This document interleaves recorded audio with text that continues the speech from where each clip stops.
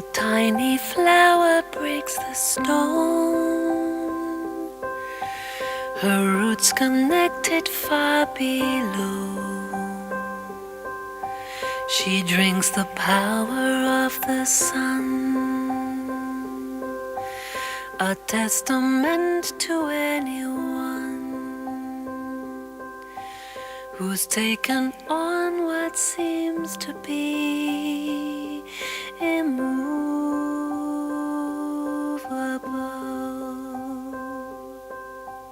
with faith to launch 1,000 stars, to ride a comet straight to Mars,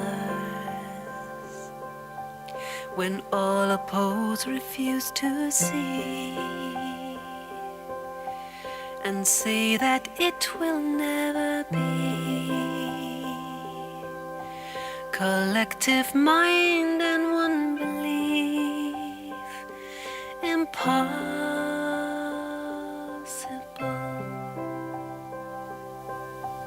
The quiet way unseen by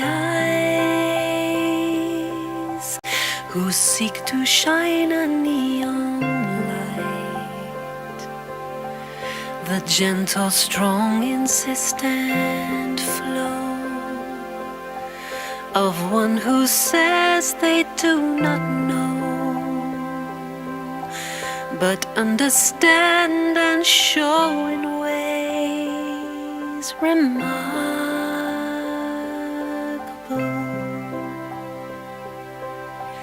I wish to swing out of the sea, to land inside this landscape me, a solitude of still ripples, and quiet concert there compose, not for applause and not for need of anything.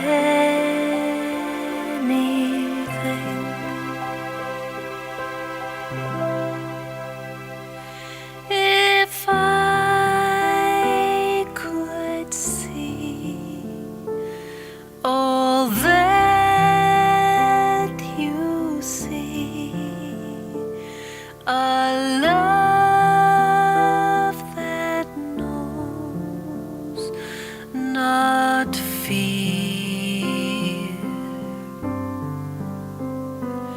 the world could fall, and through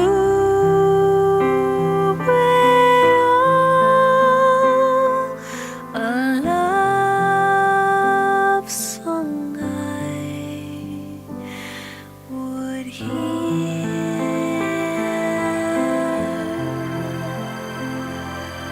a love song I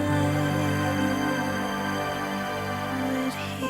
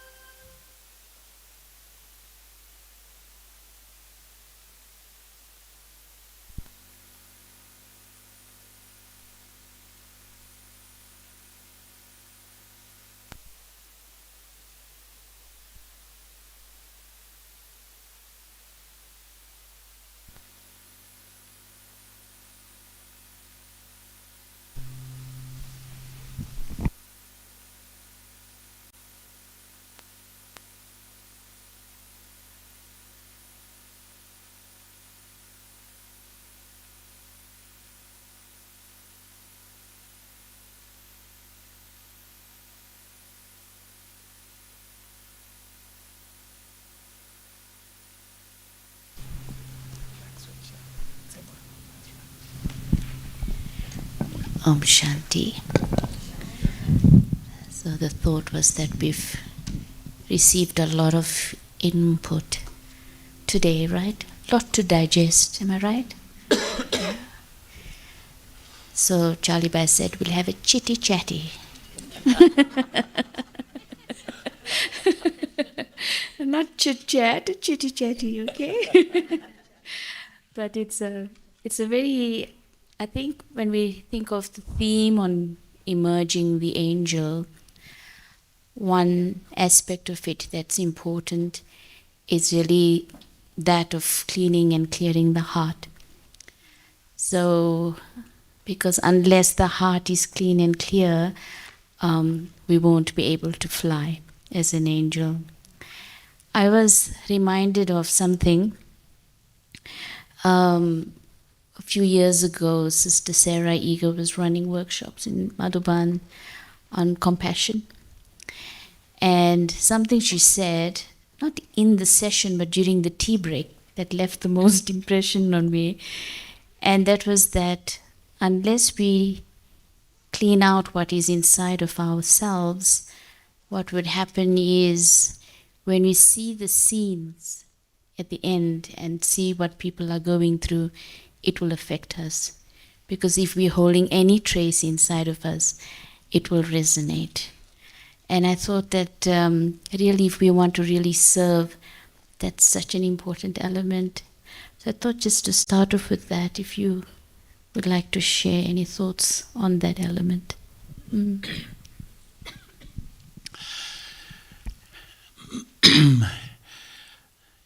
We're all old souls, where that's the mark of BKs.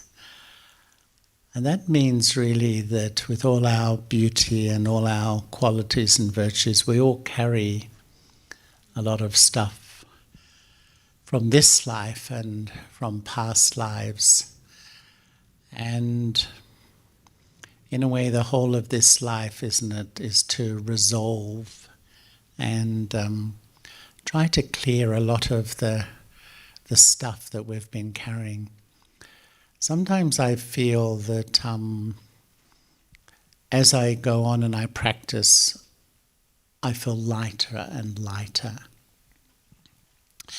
But sometimes I think there's in our hearts, in our minds, reoccurring memories and unresolved stuff that, sometimes you go along a bit and it comes out again. And it really, I think, it's important at this time to try to bring some resolution. Sometimes that stuff is to do with me, but often it's to do with other people too. And, I think forgiveness is an incredibly powerful tool to clear things. And to me, forgiveness is a sort of a state of mind, really, where we let go, all those things that stop me being loving, because I think ultimately the ultimate expression of the soul is to express love. And each time I can't forgive, I hold back my love in that way. And a lot of us have the issue that things have happened, and if I forgive people when things were really not right, it's like saying what you did was okay, And I think that it's okay to say in this time of sort of, in a way, wanting to clear everything, to prepare myself for the final journey, is to say even to people or whatever that I don't agree with what happened. It's not my values, but for my peace of mind, I'm going to move on. So it's not like you're saying, well, what you did was okay, when it wasn't actually okay according to my standards, my values, my principles. So that I feel it's so important. To be honest, I've met people in their 60s, 70s, 80s. Things have happened 50 years ago and they're still holding on to them. And it just puts such a shadow on the joy of life at the moment. And in a way, our whole life is like clearing everything, isn't it, from the past, in a way that's sitting in my heart or sitting in my mind. And I think one incredible quality is to be really honest with myself and to, if I'm carrying feelings of hurt, to be honest about them and try to clear. Honesty is an incredible methodology of, clearing the account with the self, because I feel there's a lot of self-deception, because it's painful sometimes to see some things which aren't my past, or things that I have regrets about, or things in my personality now. It's not very comfortable. And yet to be really honest with myself now, objective, because I've come here not to defend things but to clear things, not to defend what happened or how I behaved or whatever it is. So in the spirit of I want to prepare to go home, to clear all the stories with honesty, with forgiveness, with whatever is required, is so important, I feel. It reminds me of what you shared in Madhuban, Daddy Golza's last book message. Yeah. That now is a time to clear the accounts of the mind. So is forgiveness part of that process of finishing the accounts of the mind, what I've been holding on in my mind? Yeah. That's what I need to clear off. Yeah. I think Daddy used to always tell us, forgive and forget. Mm. And that has always been a little bit of a challenge, because you can say, okay, I've forgiven, but the forgetting part sometimes, So is it that I forget, or I forget the feeling that I held? Yeah. It's really, I think, the latter, because I don't think you ever forget. But some memory or some scene has an associated emotional pain with it. And I think she's meaning that then you can, in the future, you can remember that scene, but the emotional pain or the unhappiness associated is left or forgotten in that context. But I don't think you really can forget. But it's incredible freedom, but it needs incredible humility to forgive. Because I often used to think, what holds on, Someone does something and I just can't let go. My ego holds on to it, and it's my ego that stores all these things. And it's not just individual relationships, it's it's even between communities and things like that. Gentiben was telling us once that she was invited by the Pope to Assisi, and the Pope sometimes has interfaith gatherings at his place in Assisi in Italy. And she was saying that there was a lot of leaders of religions, and it was very nice. And on the last day, maybe not getting it exactly right, but one of the religious leaders were talking about a difference with another religious group 400 years ago, some interaction. And then the representative of that group stood up and said, well, you did this to us 600 years ago. And it's not only that we carry our own history, often we carry the history of our community, our culture, our religion. We identify with all of that stuff as well. And so it's almost like and looking at the world now, it's like we've got the weight of our history, the pain of the history. People identify because of my body and what's happened to my particular community or whatever. And yet we're souls. We've got to free ourselves from this. It's, injustice is definitely there. It's got to be stated. But if you just keep holding on to it, you can't step into the future. And I don't know whether you remember, but in Daddy Janki's classes, in the last few years of her classes, she would often say, past is past. Whatever happened a minute ago, forget it. And in psychology, someone was saying to me that some say that 70% of our thinking is dwelling on the past. Because our karmic story pulls me into that. And that's the mind always thinking, this happened, they've done this, they've said this. That's the mindset of so much of humanity now. And yet Baba says, whatever happened, but it happened.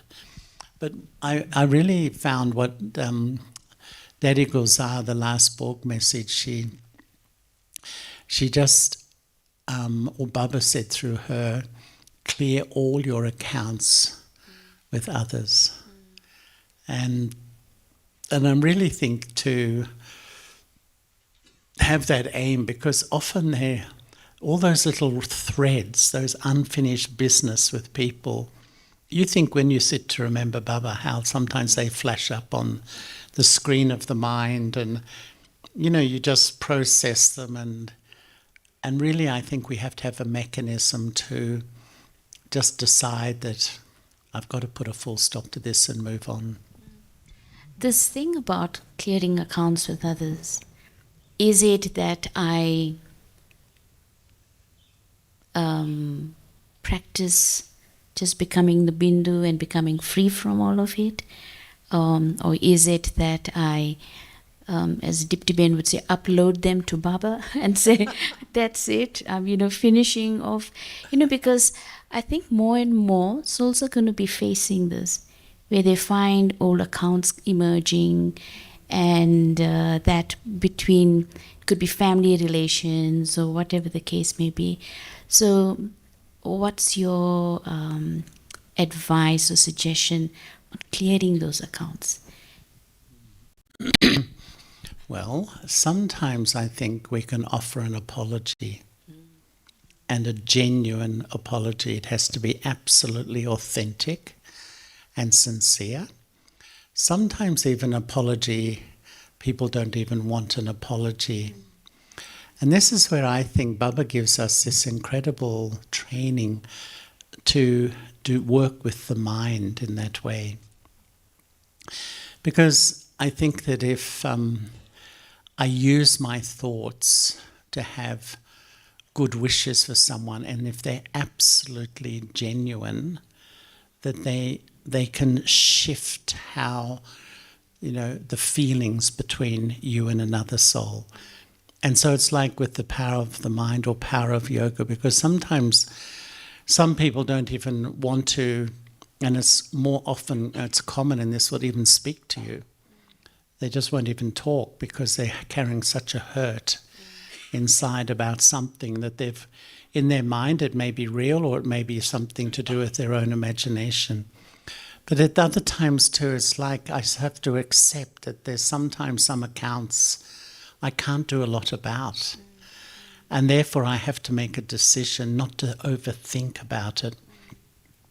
Because I think the most vulnerable thing for most human beings is to be rejected, not to be loved. And if someone really pushes you away, rejects you, I don't want to know you, I don't want to speak to you, I think that's the most painful thing for the human soul. And yet sometimes it happens. And what can we do if they won't change that position? I've got to just keep remembering Baba and just, even if I can, see that soul and have goodwill for that soul, because I think I clear the account from my side at least. And really, I think if I sort of think that that soul is under the influence of their past, they want to hold on. Sometimes you want to clear an account. Someone doesn't want to. They want to hold on that you did this. They don't want to clear it for some reason. But I think I then the main thing I try to do is not to overthink about things, because we just have a lot of waste thought. We become weak and we take sorrow from that situation, because some accounts you can't settle. Or the other party doesn't want to settle them. So you have to settle it by just not overthinking about it and dwelling on it, etc. I remember Sister Wadi sharing how she wrote a letter to her father, and shared it and cleared it, because I think he wouldn't communicate or something like that. But she wrote a letter and sent it to him, and it was like, it was a way of just freeing herself from whatever was there in the past. Yeah. So that also could be a method, eh? Yeah. Okay, good. Something that Daddy used to speak a lot about, and I remember you sharing the first time you came as well, that Daddy would always say, have you cleared your chit? So this is where the chit chat part comes in, okay? and I think it connects very lovely to what you were sharing this morning, because it's like, as I remember that deeper state of soul consciousness in Baba, how it emerges, the angel in me. It's like it's the blueprint that I need to emerge through that remembrance. But often memories that we hold, it becomes the block from actually connecting with that deeper self in a way. So to clear the chit, is it that I just replace memories with new experiences of Baba? Is that the way to clear the chit? Or is clearing the chit again that deep practice of becoming incorporeal? Because when we incorporeal, we hold no memory at all. So is that the way of like erasing memories in that regard? I mean, in a way, we don't erase the memories like we were saying before, but we can erase a lot of the feelings or emotion associated, because the chit is a fascinating thing, because in a way, when we meet somebody, when you come in front of that person, a lot of the memories of your interaction just come. And then you look at them through the filter of that. And if some of your memories of the past are not so good, your perception or your filter, that the vibrations you're giving to them are not so sweet, because you mightn't be rude or anything like that, but you're just memories, and so they don't get a really clean feeling from you. And we can do it to the self, the same thing too, with memories of my own. I look down at myself.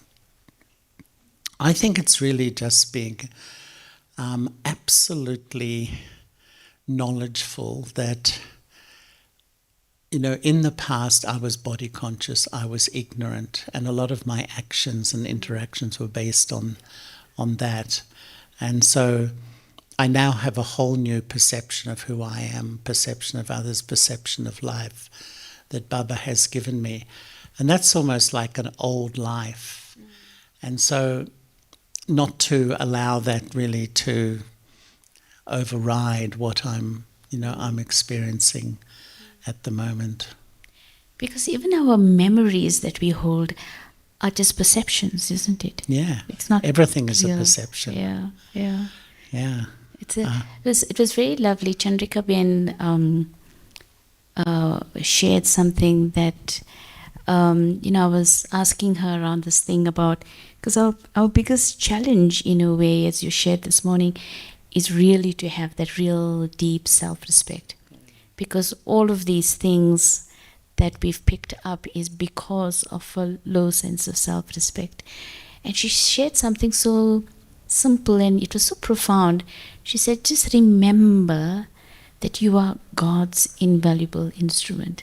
As simple as that. She said, how many people are willing to give their lives to God? So how valuable you are to God. And so just that awareness of the preciousness of this life sort of helps one to go beyond any of the past experiences that have had an impact on the soul. So when you're working on that, developing that real self-respect, which you spoke about a lot this morning, but how do we create that deep sense of self-respect without like swaying, because sometimes you can become overly intoxicated and have a bit of arrogance. I'm very special, that kind of story. And of course not have that inferiority side of things, that I'm not good enough. And I think many times we cautious about not, we aware when we are not we are aware that when we sometimes think of ourselves less than, but sometimes we can go on the other spectrum and not be aware that we can develop a arrogance about ourselves and frame it as spiritual intoxication. So the checking of that as well.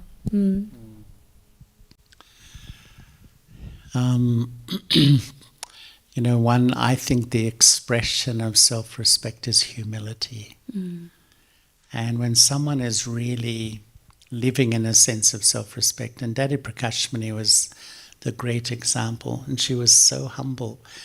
It's so endearing, isn't it, when someone is so great and yet they're so humble in that way. I think the journey to self-respect is a tricky journey, and sometimes we do sort of go. What really has helped me, and I was touching on it somewhere, not sure recently, that when once Baba was saying that, children, let go the eye of arrogance and the eye of disheartenment and emerge the eye of soul consciousness. And I began to think, in a way, there's a power struggle inside. It's between my ego, my lack of self-respect, and my true self. And in this journey to really emerge soul consciousness, my ego is so, deceptive in that way. And the ego is sort of, is in a sense, and it's an attachment to a false sense of who I am. I'm attached to this perception, I'm this, but I'm not. That I'm this body, and then all the ramifications of that. And but to be really soul conscious and then have self-respect, and then that flows into a sense of humility. It's like I'm not deceived because, my ego is constantly deceiving me and telling me, to think in this way and feel in this way, and my lack of self-respect. And often I think we're just fluctuating between the two.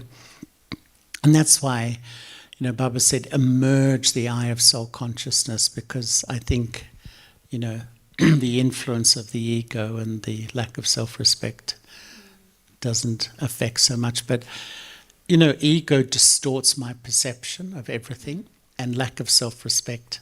It's like you wear these sunglasses that are false, and you're seeing everything in the wrong way. When you lack self-respect, sometimes you're convinced people are looking down at you. People don't, but it's me actually, it's not them. My lack of self-respect imagines that people are looking down at me. And I'm so convinced that I'm right, and yet it's my own lack of self-respect or my own arrogance which is deceiving my perception of what is really happening around me. And, the more I can become humble, I can actually, I think, see what's really happening, going on. In one way, do you think we can, like almost as a checking point, say that when I'm experiencing sorrow, it's my ego? Yeah, definitely. I used to have a little saying for myself, only my ego accepts sorrow. And if I'm, and if anything's upsetting me, even if somebody is so difficult and rude, if I allow it to upset me, I'm being deceived by my ego, the true self. I'm not soul conscious at that time at all. And that was a really helpful thing. When anything's hurting me, know the false self is sitting inside of me, either my lack of self-respect or my ego. I'm not soul conscious, I'm not self-aware. And we all know that's a high destination that we're on, but that's where we all want to go. And yet sometimes, we even justify my reactions and justify my hurt and this sort of thing, but actually it's even more self-deception. I think it was Ken Bai who once said, when you're taking sorrow, just tell yourself, I'm being ignorant. It's true. It's really true. Yeah. Okay. We were chatting a little bit earlier about Didi Nirmala, and I think she was such a great example of someone who I think was also very honest, clean and honest, and very sort of stable as well within herself. So, I mean, you've spent almost your whole Brahmin life with her, didn't you, Charliebhai? Yeah, I lived with Didi for 33 years. And, she was an extraordinary person in that way, like all those original jewels, because she was really clean, I would say. And what was inside was outside too. She never had any facade in absolutely any way. So that means sometimes she would just speak absolutely straight. And, a lot of people, got the brunt of Didi's sort of comments sometimes. And I always used to say to them, when they'd sometimes feel it, I'd say, well, I've had it 1,000 times more than I was Didi's punching bag, But I knew it came from a sweet place, a good intent in a way. But even, she was very pure in that way, never influenced by anyone, never impressed by anybody, and really detached. But her detachment it came from really her love for Baba. Her whole world was Baba. And so it just pulled her beyond him. She was so detached in that way. Perhaps sometimes slightly more offhand, a little bit. But, she was and completely humble. I was saying to Pratibha, had zero desire for position, name and fame. Zero. I've seen it myself. Whereas in almost all human beings there's some need to be up front, to be sort of she just had no interest in that whatsoever. She was quite pure in that way, quite clean. Quite a soul. I mean, Baba often spoke about her in the Sakar Murlis. Yeah. Yeah. I think of the second generation, Baba probably spoke more about her than anybody, I think. Yeah, she is really remarkable. There was one sweet story, Can I just share this one and then you can? There was one sweet story that I think Maureen shared when you all moved into Ashfield. And Maureen said she felt like some other energy in her room. So she told Didi that, I feel another energy in the room. Didi said, oh, just have yoga. So she said, okay. And then she said in the afternoon, while she was ironing and that, she found Didi in her room having yoga. Yeah. And it's so lovely. I mean, she told her what to do, but she also went and supported the energy. So it was just such a reflection of how she cared. Yeah, it's beautiful. Belinda, bit?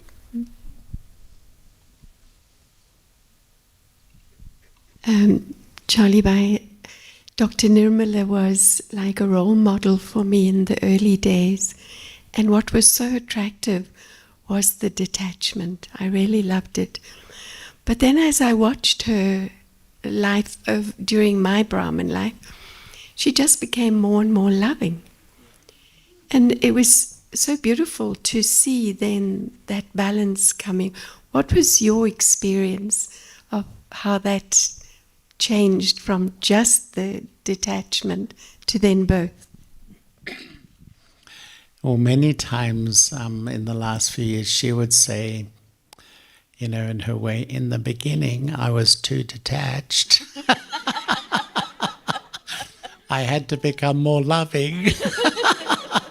How Didi would speak.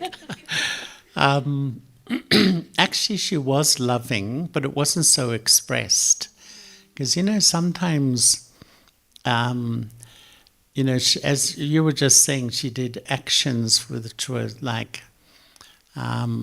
completely incognito in such a sweet way. But I found she became softer and softer and softer. over time, and was very sort of, for me, she would always, she knew things I liked and foods I liked, and she would always have them for me. And, but she Charlie, it was like, oh, brother Charlie, would you? Diddy was sort of like, she never tried to sort of put on an image in any way. She was absolutely sort of authentic. What you see was what you got. Yeah, she was really, but definitely she became so loving in her. But I've noticed that with, even when I started, Daddy Janky was quite strict with us. When I started, she'd always be pulling our ears and correcting a lot. And but the more that they grow into their higher stage, they become incredibly loving. Daddy G at the end was just love in that way. And it says a lot to me that that's the sort of the pinnacle, really to live in this world and give, have that loving relationship with Baba and give love to all souls. Because that's probably the greatest gift you can give to any other soul. And the daddies, as I said, when this politician asked Daddy, what's the job description of a daddy? Or just love everybody. It's a good job, isn't it? And Didi really softened in her final period. Mm. Is it also that, in a way, this attachment to outcomes sort of dissolves in a way? Yeah. And there's just a total surrender. Yeah. Surrender to Baba and surrender to drama as well. And so you can just be love. Yeah. So it's like the opposite of love is the attachment to outcomes and things, right? Yeah. Good. Anyone else wants to ask a question or add a comment? Clearing the heart. This is your moment. Okay. Mm-hmm.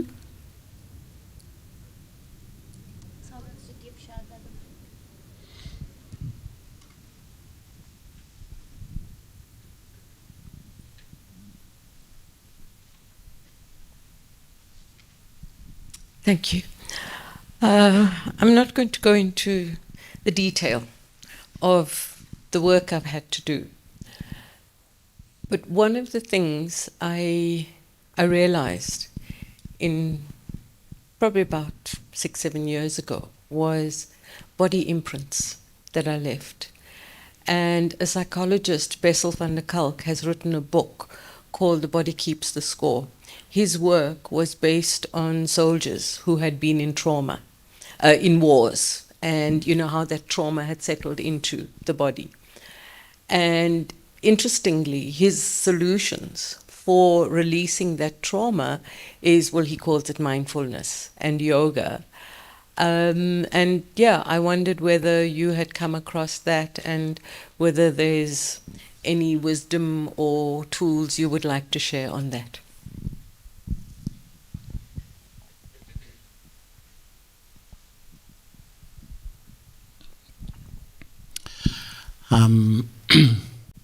I couldn't say I'm an expert in the area, but in a way the body is a reflection of the soul, isn't it? And the sanskaras and the karmic stories flow through to our physical organs, and and in a way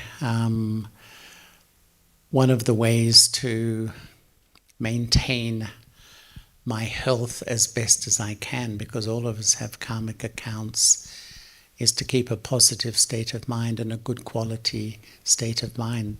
Like he was talking about mindfulness and this sort of thing.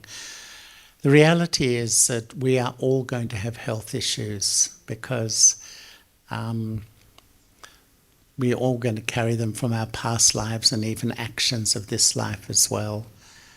And I think Baba's way is not to dwell on it too much either. You know, that sometimes, you know, Daddy Janki often used to say, the more you worry about your health, actually your health gets worse. And because the thought energy sort of feeds the problem, so to speak. It's not easy sometimes, especially when there's physical pain and this sort of thing. But, you know, when you sort of think the soul is so subtle and the soul's sitting in this form of matter, but the vibrations of my thoughts and feelings are going to have an influence. And Daddy Gozal was absolutely amazing because she got cancer in the 1980s. And Dr. Ashok Mehta, who was her doctor, said, the cancer never went, but it never grew. He said, people either go into remission or they leave their body. But hers didn't, it was still there, but it didn't grow. And I'm sure that's, you know, because I don't think she overthought about it. She didn't worry about it. You never got that sense from her in that sense. But in a way, this physical form is a reflection of the state of consciousness. And I think all we can do really, the more I think good thoughts, I have love for Baba, I have good feelings for others, you know, the more my thoughts and feelings are clean, that's probably as good as an investment in my well-being as is possible. This relationship between consciousness and matter is an incredibly deep and subtle relationship in that way. Yeah, so... It's interesting. I think one thing that we all observed with Daddy Janaki, was that when she had energy, she did everything that she wanted to do. And then when she didn't have energy, then she gave the body that rest. So it was just like this kind of relationship that she developed, that when she could, she would do, and then she would give time to the body and not feel in any way that I'm being limited because of the body. Yeah, I was once in London and Daddy was ill, and then after a few days they said she didn't come at all. This was Global Corporation House days, and then they invited us all to Baba Bhavan because that's where Daddy was staying. And then when we reached there, they said, oh, Daddy can't meet because she's ill. And Jayanti Ben and Sudesh Didi were having a chit-chat with all of us. And the next thing, Daddy came to the doorway. And it was like she couldn't resist, you know, not coming because everyone was there. But I think that was it, like how she used her body.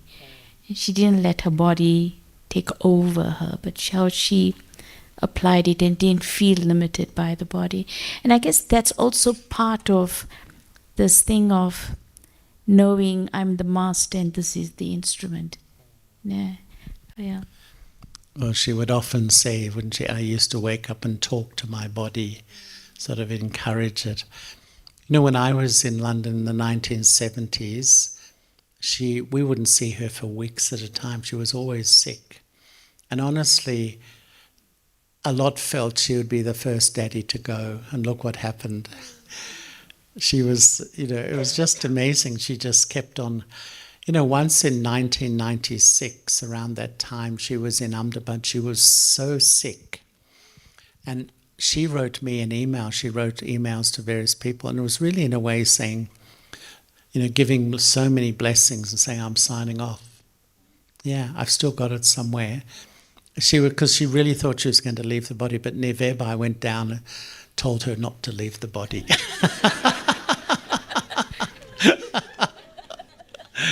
That's a part of his part, you know, he's with all the patience, sort of. And, but, you know, she was remarkable how she just kept on keeping on. She was just absolutely incredible in that way. It's so sweet you're sharing this thing about Nivebai, because I think that was the sweet relationship we saw between the daddies and Nivebai and Brij Mohan Bhai and all of them, because I think there was that period when Daddy Ji was forgetting, and Daddy Janki would go every day and have lunch with her and share stories of the old days and just like re-emerge those memories and keep her engaged in that sense. So how they cared for each other in that subtle way as well. Yeah. I remember once Daddy Janky told us a story. She was having lunch with Daddy G, and just, they know each other for such a long time. And something had happened, and Daddy Janky was telling this long story. And Daddy Janky, she's saying, Daddy was just eating there, Daddy G, just sitting there going, eating. And Daddy Janky was saying, well, this happened, that happened, they said this, they did this. And Daddy G was just kept eating, looking at her occasionally eating. And this happened, then they came, and it went here, and it went on for about 8 or 10 minutes. And when she finished, Daddy G turned and said, drama?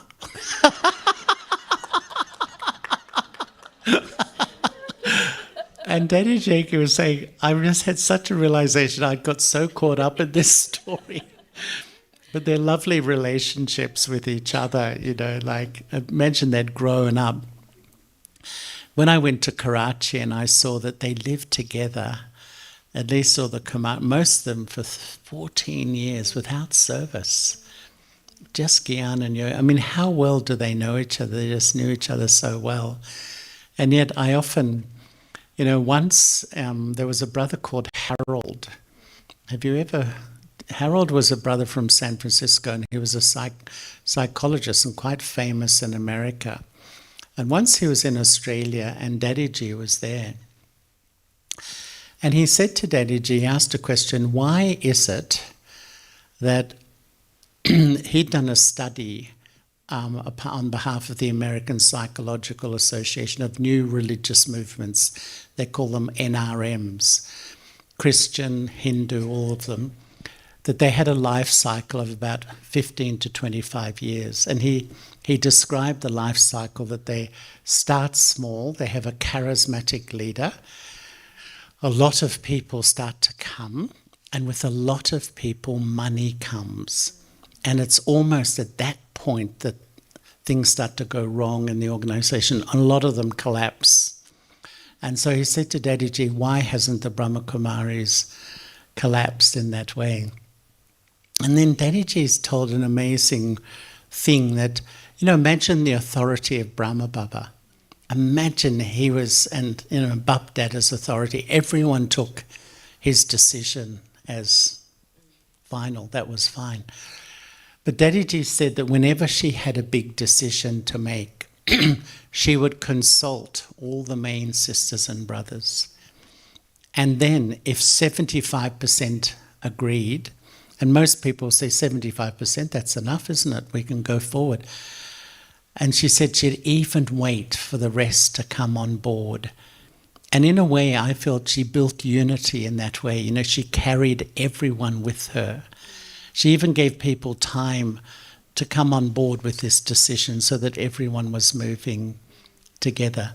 And I just loved the way they worked together with so much, and they had such love and respect for each other, even though they were so different in their personalities. And I guess that is like the signal for us now, isn't it? Because Baba's revelation is not an individual. Baba's revelation is all of us together. And so it is all about us being able to work together with such unity, such love, such respect. But that requires, in a way, for the heart to not hold anything between us, and keep that vision of Baba's revelation in front of us, yeah. So, I think from that, what's your understanding of unity? Because I feel unity is not about one says and we all just follow. Yeah. So how do you define unity? And how do you see unity working? I really love Baba's master and child principle. Every one of us can be a master to give our opinion, and we have that right. But what the majority want, we become a child and we support that. And even once I met Baba, when I was just like, I was 24 or 5 running a centre with, peers my age and older than me. And Baba said something like, this master and child principle, one suggests and the others sort of cooperate in this way. And I really just feel that to have that humility, everyone has a right to express what they feel is the way to go and how things should happen.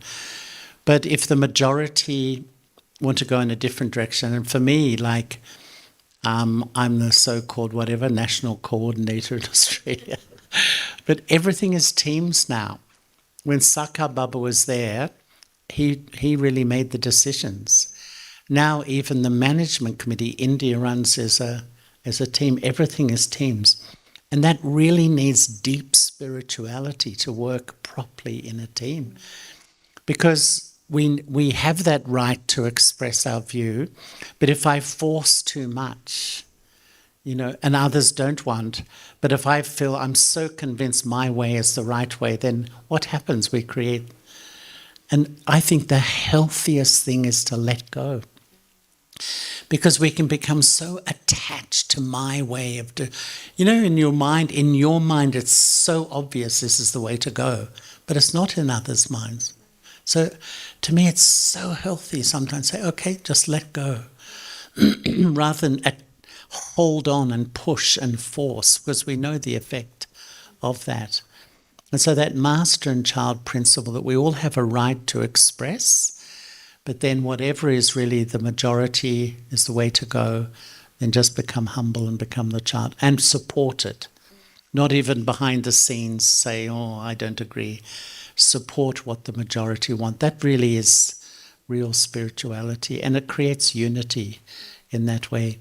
But Daddiji was just the expert of, she became the friend of everybody and she took everyone with her. And I think, she really kept the unity in the whole of the divine family. I mean, in the Brahma Kumaris, we're just one huge family. And many organizations are in 4 groups, 6 groups, 8 groups, 10 groups. They've divided multiple times, especially when the head, because that was one of the questions of this psychologist, said to Daddiji, Brahma Baba left. Why didn't it disintegrate into all different factions? But Daddiji and the sisters, their love for Baba was that they all supported each other, and Daddiji, and especially as being the main instrument. Yeah. You're sharing about Daddiji, and you probably remember when Daddiji left the body, how all the double foreigners gathered together in the Daddiji's meeting room, and everyone shared stories. And I remember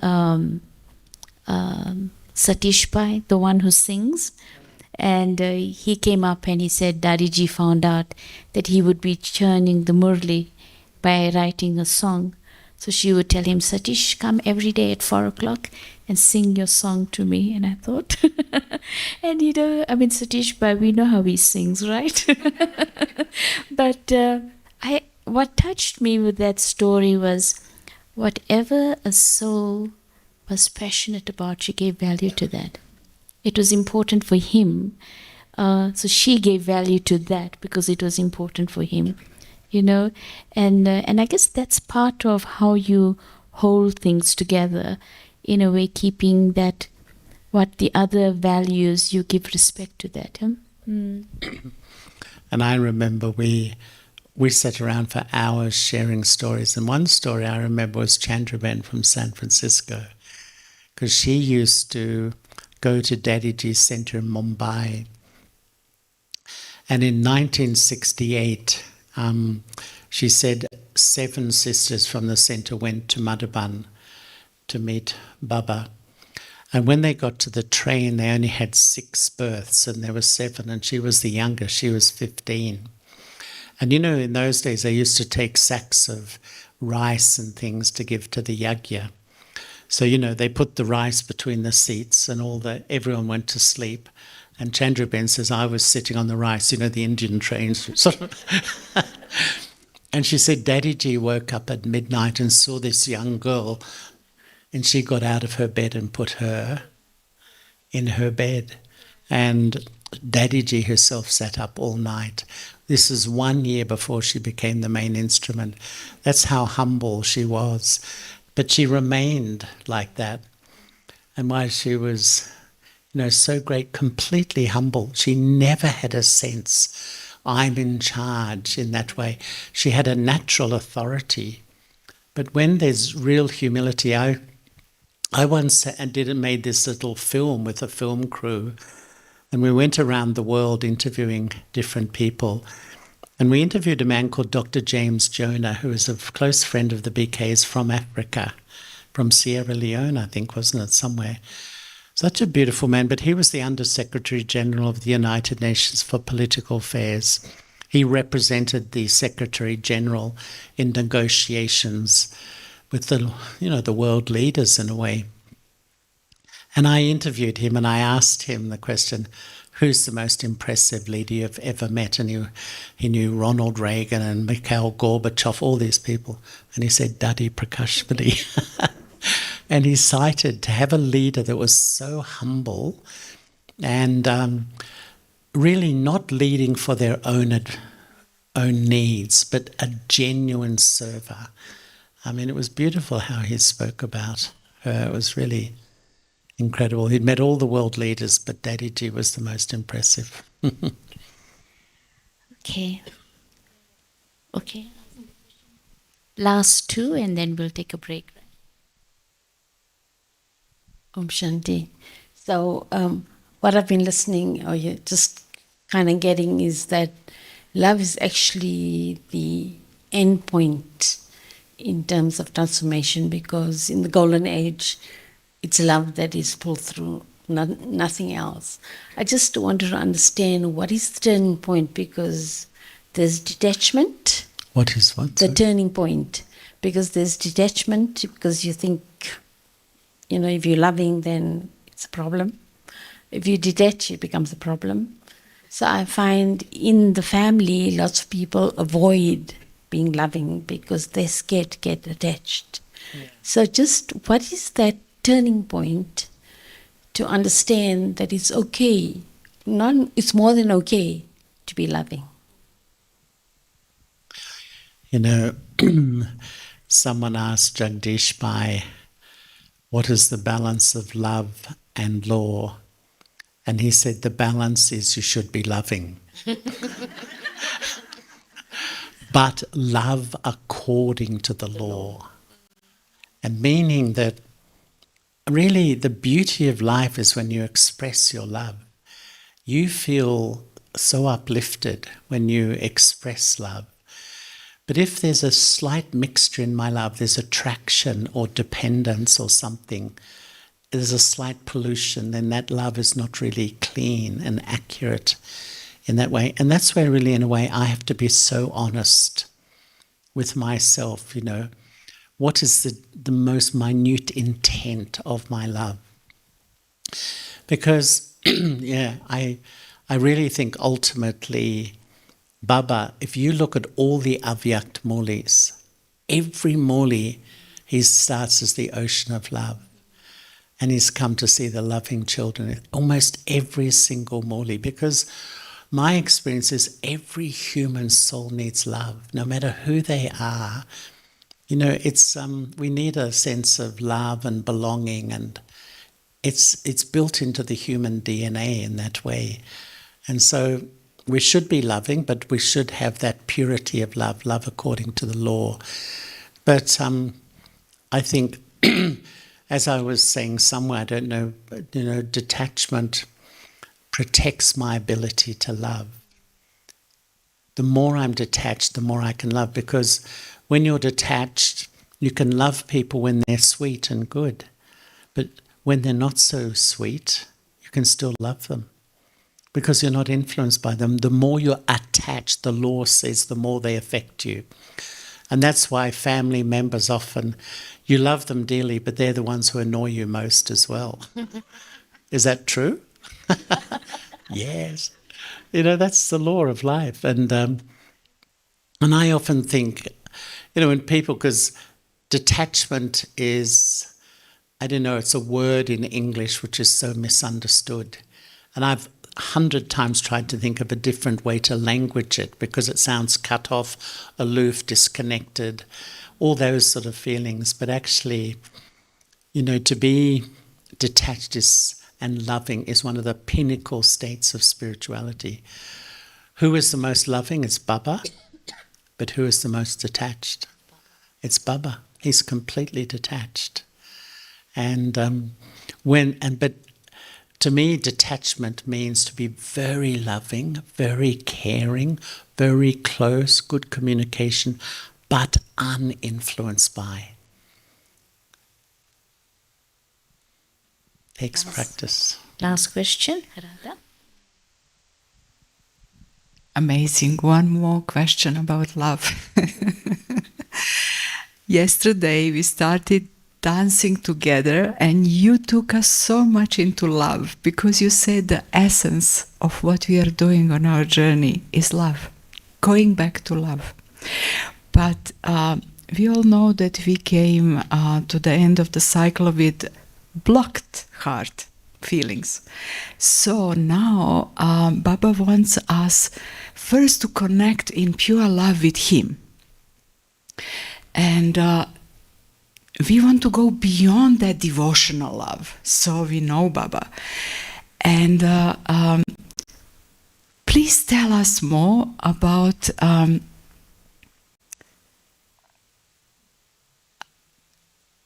we love Baba so much, but to feel Baba's love, to go into that experience.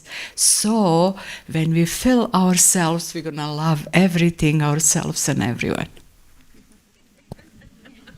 In other words, make us karmatit now, brother.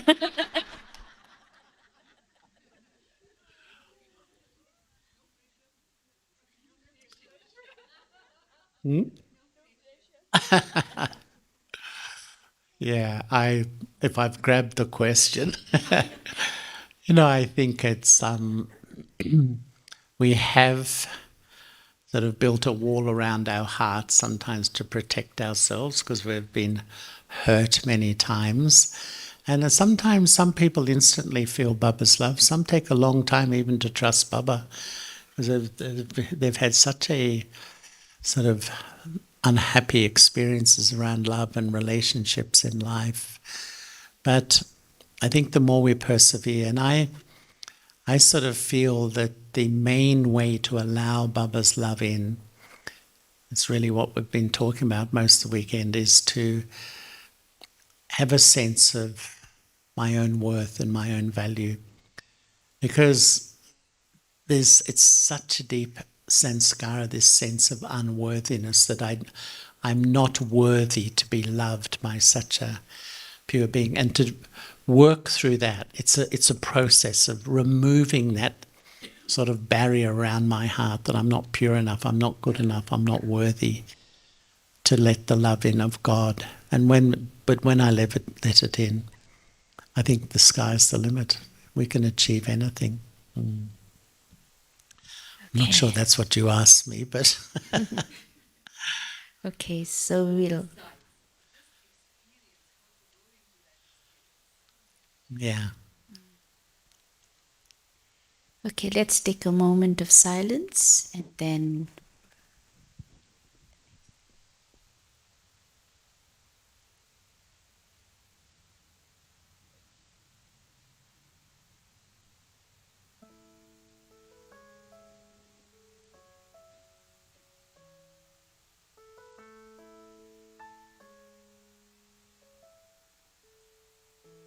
In this moment, in this place, I remember who I am, letting fear and worry fall away from me. I open my eyes and see. There is only love. There is only love. Love that heals, love that sets us free. There is only love. When I lose myself, when it seems I